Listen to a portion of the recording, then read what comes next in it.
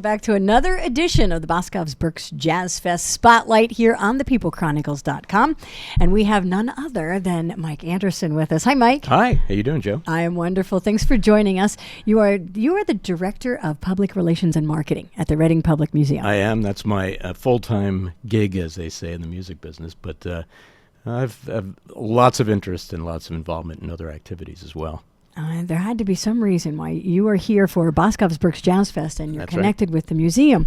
So this is 25 years. 25 years, yes.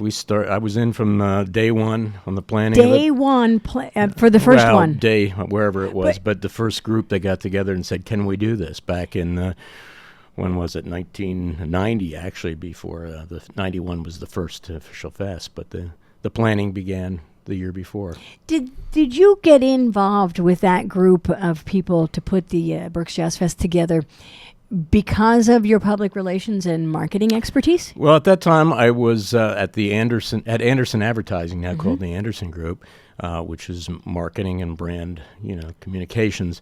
Plus, I've been a musician in the area for a long time, so I think they wanted to get somebody in on the advisory committee that knew some marketing skills as well as musical involvement, just to see if it could work. Has the affinity for music. Right. So for those who don't know, when you go to the museum, and you may run across Mike Anderson, what do you play? I play saxophone, the woodwinds. When did you mainly start? Saxophone. I started back in 4th grade many years ago. In this area? In the Muhlenberg Township School District, one of those band programs where you rent the instrument and you have group lessons together, and it took off from there. Was the RMF involved then as well, because they're very active, very proactive in getting an instrument in the hands of students in 4th grade? It might have been. I'm on the board of RMF now, so I get to see what they're doing now. And however, at that time, it was just a program where they brought a bunch of us in and said, here's the instruments of the orchestra. Would you like to play one? Here's how to do it. Why did you pick the sax?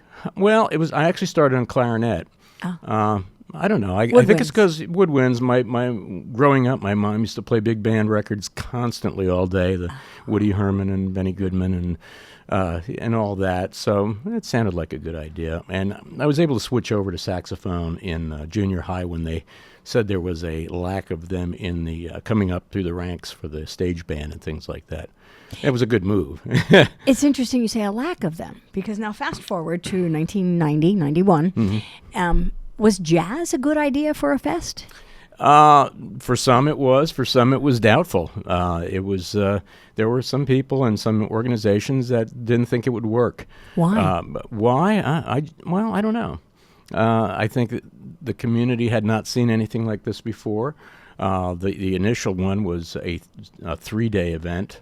Involved getting together a lot of local merchants, some larger venues, sponsors, and just promotional effort behind it, and volunteers even at that stage, which was there were some people said it can't be done, and it could, and it was. Well, my goodness, from that to it can't be done to and I think you saw the conversations with Mindi Abair and Peter White and Rick Braun, and every one of them said unequivocally, this is the best jazz fest, and they're grateful because it preserves the genre.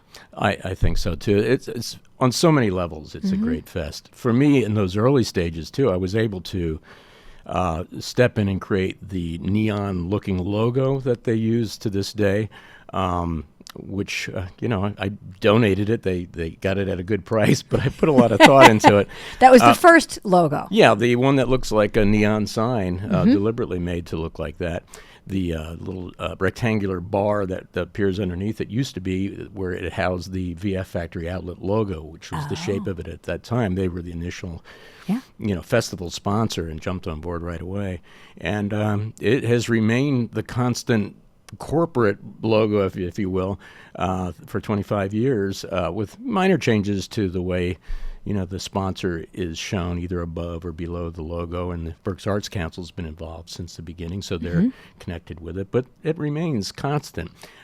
From year to year, they'll vary the additional merchandise graphics to go along with it. But that, like I said, it's sort of the corporate logo. It's the brand that you'll see everywhere every year. It was brilliant to use the neon sign effect because it's very reminiscent of Jazz Fest in New Orleans or something like that, below a neon sign in any of the given clubs. So I was thinking of the clubs in New York and Chicago. You walk down the street and you see the logos. There it was. And we tried to recreate that in some way.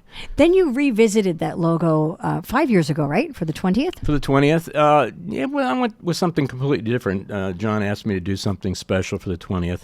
And we've had a lot of trumpet players. As you know, Wynton Marsalis was the first, and he's back this year. And Rick Braun's been involved. And that year, particular year, with a lot of trumpets. So I wanted to get the trumpet involved with it, logos, merchandise with an instrument of some sort, sold well. But I wanted to keep it real simple and just real concise, almost a Bauhaus movement look to it.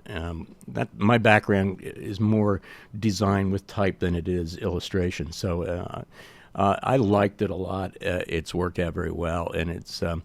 They did sell other merchandise with other more illustrative artwork on it as well, but that one remained the sort of stamp, the little brand on that particular anniversary.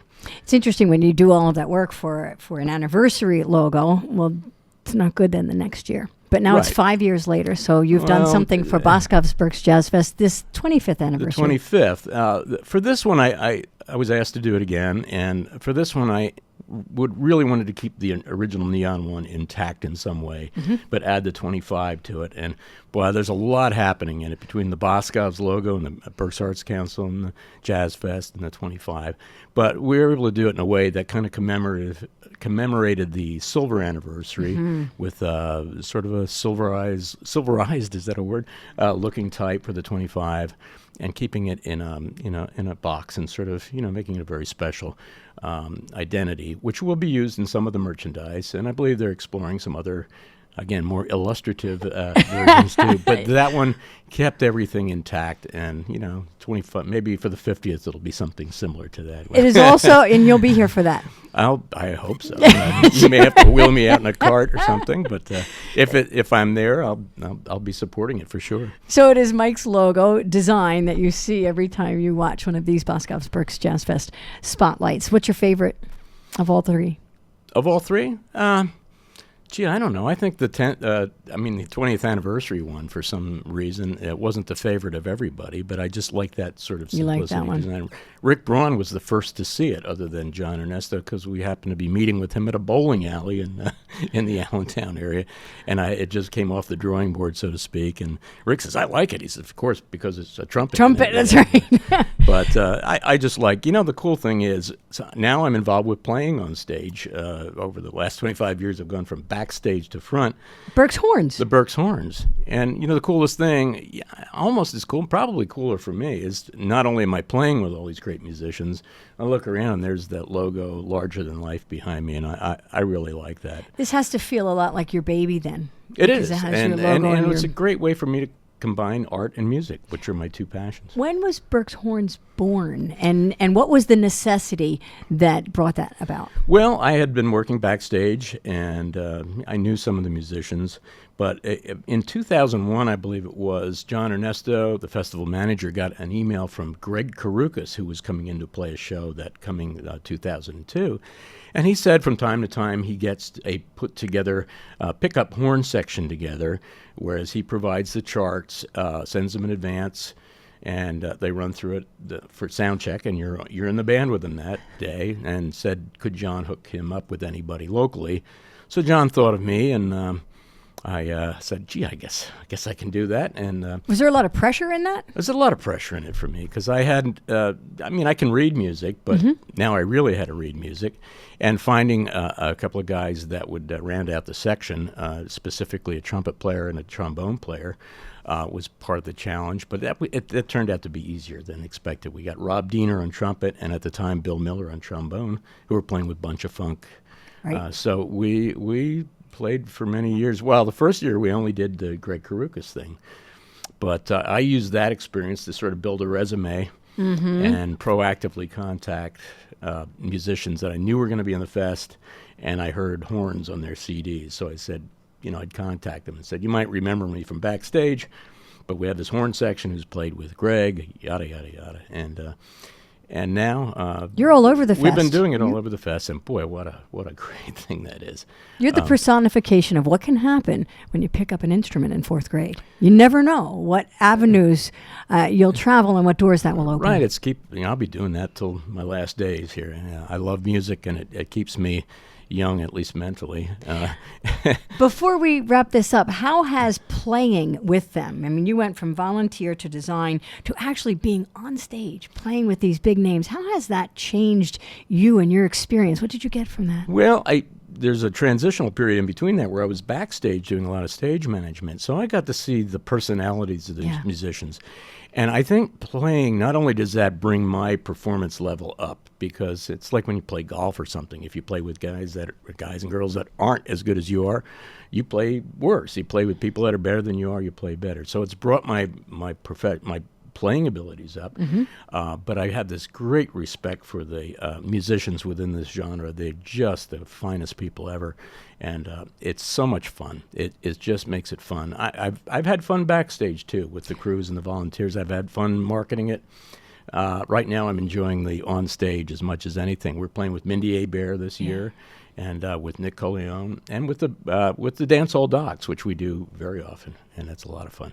So watch for Mike Anderson and the Berks Horns, and I believe, Mike, the respect is mutual, because I know that when they come to town, the different musicians, they feel confident that the Berks Horns can step in at any time and fill the bill. So thank you. Thank you very much. You're welcome, and this is yet another edition of the Boscov's Berks Jazz Fest Spotlight on the People Chronicles.